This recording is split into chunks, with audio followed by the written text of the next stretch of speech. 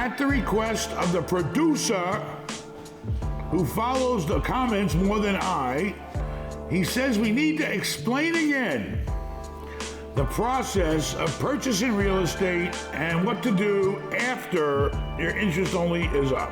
Is that right? Correct? Correct. Okay. So, you got a property. You got apartments in it, say. You're making rent. You're paying your bills.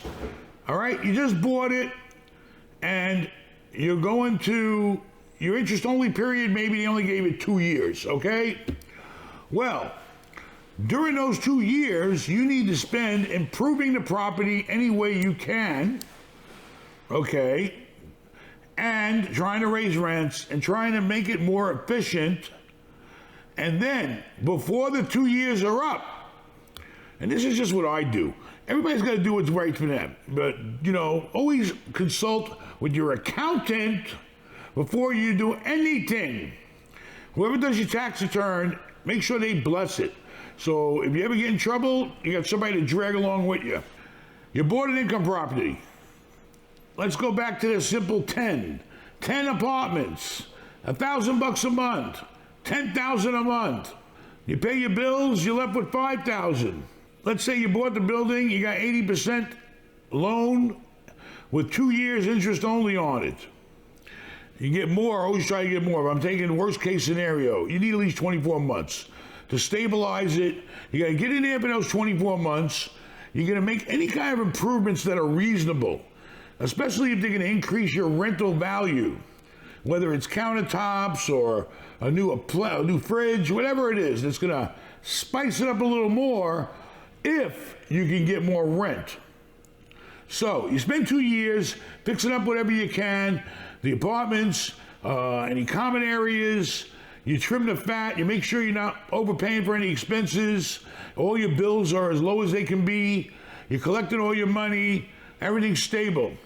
Then, before the interest only period is up, you go back to the bank, I'd say at least 6, 12, 18 months. After owning it 18 months, go back to the bank. Now you got 6 months to play around with the bank and try to get a new loan. So, you go back and you tell them, hey, here we are back at the table. I put money into this place. I put my time into this place. The banks don't realize sometimes, yeah, here's my receipts and here's all the money I spent. But what about all the time I spent coordinating the whole goddamn thing? Okay? Getting the place fixed up, dealing with the management. Your time is valuable. That's what's called sweat equity. Sweat equity is typically when you pound a hammer and you're sweating and, you're building equity and fixing the place up. Well, you can have sweat equity with your brain too. Because believe me, I sweat sometimes. I think so hard or I'm working so hard. It's mental sweat. So basically, you go back to the bank after 18 months and say, listen, bank, everything's great. You made them 18 nice payments. But since I've owned the place, I put sweat equity into it. Excuse me, I'm sorry. Yeah, 18 months into the loan, okay? You go back to the bank, you update all your information, you get the property reappraised. So if you put money into it, you tell the appraiser that. If you rent some more, you show the appraiser that. If your trimmed expenses and your NOI is more, you show the appraiser that, okay? And you get a higher value for the property. That's the way it's supposed to work. You get an appraisal done, the property's worth 20% higher than it was when you bought it. That 20% is the 20% you put down. You refinance, you pull a few bucks out to pay yourself back, you get another interest-only loan because, hey, markets are always going up. You got to compete in the business. Who knows? I might have to do it again. Fix the place up even more. Who knows what? They don't care. 2 years interest only is nothing. Okay? Then you go back and you refinance all the money that you spent putting down on a property, fixing up the property, you put back in your pocket. Now you have no money invested in the property. And a cash flow, if it's done right. Simple. You, after 2 years of getting that new loan, whatever, who knows, 2, 4 years down the road, the market goes up, rents go up, you want to sell. So you sell. If it looks like you're making more money on a sale, then you know how much you're making every month. If you're making $5,000 a month or $3,000 a month, that's $36,000 a year.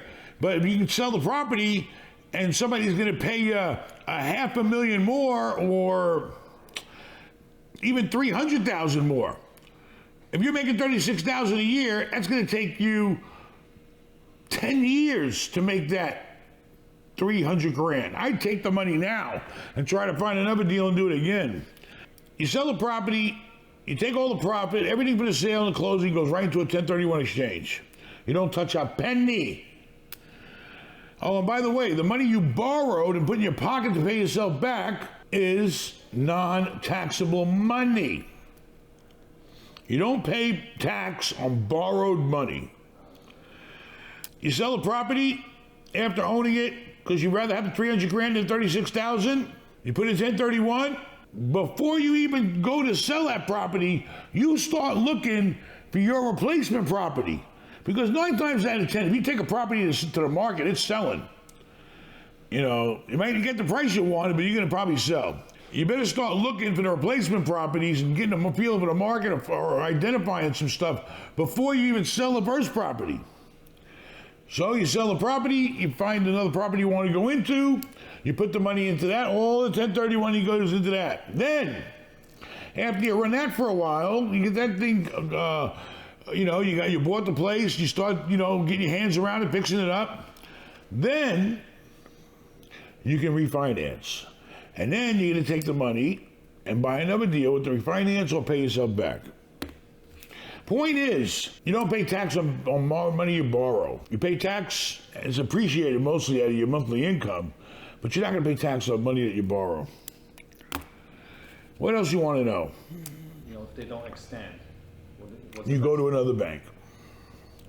If you have to get a mortgage broker, and you get a mortgage broker to find you the right bank with the best terms, you're going to pay his service. It's not like a real estate agent.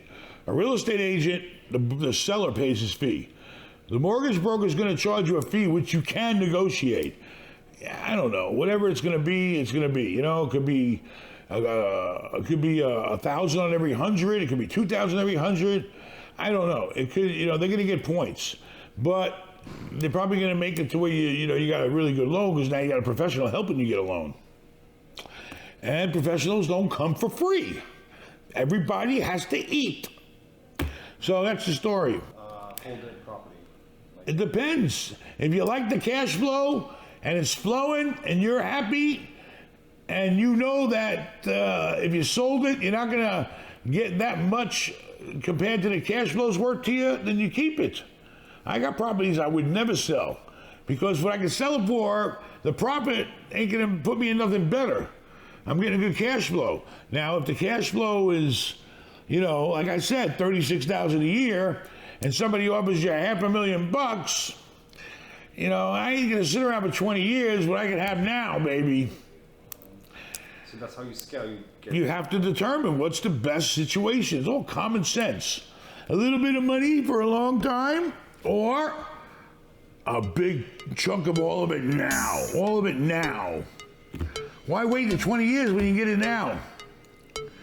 You can be into all kinds of other things. You can put the money to work on other deals.